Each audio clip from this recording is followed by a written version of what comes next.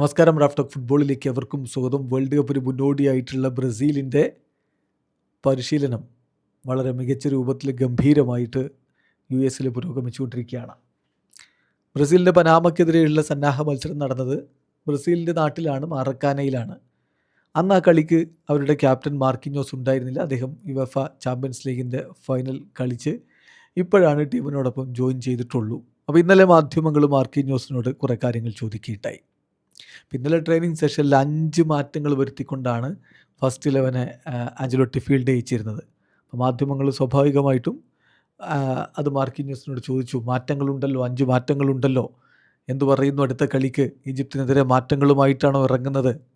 അദ്ദേഹത്തിൻ്റെ മറുപടി, എനിക്കറിയില്ല, അങ്ങനെ മാറ്റങ്ങളൊക്കെ വരുത്തിയോ ആഞ്ചലോട്ടി? അത് ഡീറ്റെയിൽസ് ഒന്നും പുറത്തു പോകാതിരിക്കാൻ വേണ്ടി അങ്ങനെ ആ തരത്തിൽ സംസാരിക്കുകയാണ്. അപ്പോൾ വീണ്ടും അദ്ദേഹത്തോട് ഈ കാര്യങ്ങൾ പറഞ്ഞപ്പോൾ അദ്ദേഹത്തിൻ്റെ മറുപടി, ചില മാറ്റങ്ങളൊക്കെ ട്രെയിനിങ്ങിലൊക്കെ വരുത്തിയിട്ടുണ്ട്, പക്ഷേ എനിക്കറിയില്ല അദ്ദേഹം ഇത് ഗെയിമിൽ കളിയിൽ ഇങ്ങനെ തന്നെയാണ് നടപ്പാക്കാൻ പോകുന്നതെന്ന്. എന്തായാലും അത് അദ്ദേഹത്തിൻ്റെ രീതിയല്ലേ, നമുക്ക് അദ്ദേഹത്തിന് വിടാം, നമ്മളതിനെക്കുറിച്ച് പറയുന്നതിൽ അർത്ഥമില്ലല്ലോ എന്നാണ് മാർക്കിഞ്ഞോസ് പറഞ്ഞത്. പക്ഷേ മറ്റ് ചില കാര്യങ്ങൾ വളരെ കൃത്യമായിട്ട് മാർക്കിഞ്ഞോസ് സംസാരിക്കുകയുണ്ടായി. അതായത് ടീമിൽ ചില മേഖലകളിൽ ഇമ്പ്രൂവ്മെൻറ്റ് നടത്തേണ്ടതുണ്ട്. അത് കൃത്യമായിട്ട് ഐഡൻറ്റിഫൈ ചെയ്തിട്ടുണ്ട് കോച്ച് കാർലോ ആഞ്ചലോട്ടി.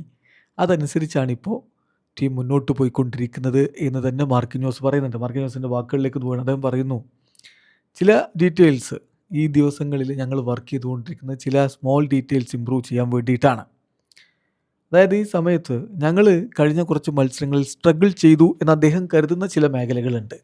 അത് ഇമ്പ്രൂവ് ചെയ്യാൻ വേണ്ടിയിട്ടാണ് ശ്രമിക്കുന്നത്. ജനറലി ഞങ്ങൾ വർക്ക് ചെയ്യുന്നത് ടീമിൻ്റെ കോമ്പാക്ട്നെസ്സുമായി ബന്ധപ്പെട്ട കാര്യങ്ങളിലാണ്. അതായത് പ്രഷറുള്ള മൊമെൻറ്റിലൊക്കെ കാര്യങ്ങൾ എങ്ങനെ നമ്മൾ ഹാൻഡിൽ ചെയ്യണം, അതുപോലെ തന്നെ എങ്ങനെ തിരിച്ച് അറ്റാക്ക് ചെയ്യാനുള്ള രൂപത്തിലേക്ക് ടീമിൻ്റെ ഷേപ്പ് മാറണം, ഇതിനെക്കുറിച്ചൊക്കെയാണ് ഇപ്പോൾ ഞങ്ങൾ ട്രെയിനിങ്ങിൽ കൂടുതൽ പ്രാധാന്യത്തോടു കൂടി പരിശീലിച്ചു കൊണ്ടിരിക്കുന്നത് എന്നാണിപ്പോൾ മാർക്കിഞ്ഞോസ് പറയുന്നത്. ഏതായാലും ബ്രസീലിൻ്റെ മത്സരം, ഈജിപ്തിനെതിരെയുള്ള മത്സരം 6-ാം തീയതിയാണ്. നമുക്ക് ഇന്ത്യൻ സമയം പറയുമ്പോൾ 7-ാം തീയതി പുലർച്ചെയാണ് ആ കളി നടക്കുക. അതിൽ ഈ പറഞ്ഞ പോലെയുള്ള മാറ്റങ്ങളൊക്കെ ആഞ്ചലോട്ടി വരുത്തി എന്ത് റിസൾട്ട് ഉണ്ടാക്കും എന്നുള്ളത് കാണാനാണിപ്പോൾ ആരാധകർ ആകാംക്ഷയോടുകൂടി കാത്തിരിക്കുന്നത്. അതോടൊപ്പം തന്നെ അദ്ദേഹത്തോട് മാർക്കിഞ്ഞോസിനോട് ചോദിച്ചൊരു ചോദ്യമുണ്ട്. 2018 വേൾഡ് കപ്പ് ടീമിൽ നിങ്ങൾ ഉണ്ടായിരുന്നു, 2022 വേൾഡ് കപ്പ് ടീമിൽ നിങ്ങൾ ഉണ്ടായിരുന്നു, 2026 വേൾഡ് കപ്പിന് നിങ്ങൾ ക്യാപ്റ്റനായിട്ട് വരുമ്പോൾ ഈ ടീമുകളിൽ ഏതാണ് ഏറ്റവും മികച്ചത്? അതൊരു വല്ലാത്ത ചോദ്യമാണ്.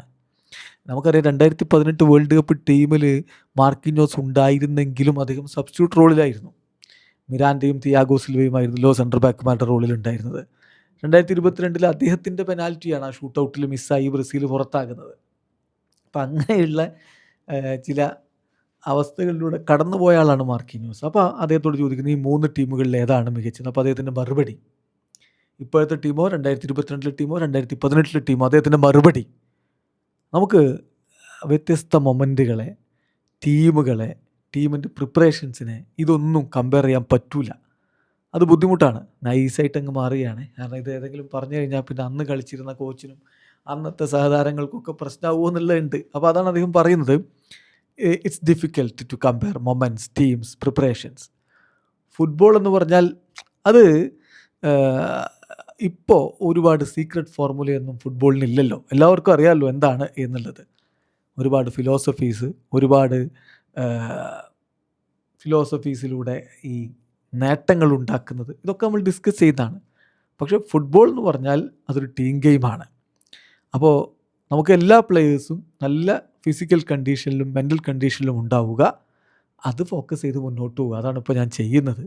അത്ര ഈ കാര്യത്തിലുള്ളൂ എന്ന് അദ്ദേഹം പറയുന്നത്. അതേസമയം 2022 പെനാൽറ്റിയൊക്കെ മിസ് ചെയ്തിട്ടുള്ള മാർക്കിഞ്ഞോസ് പറയുന്ന ഒരു കാര്യം കൂടിയുണ്ട്.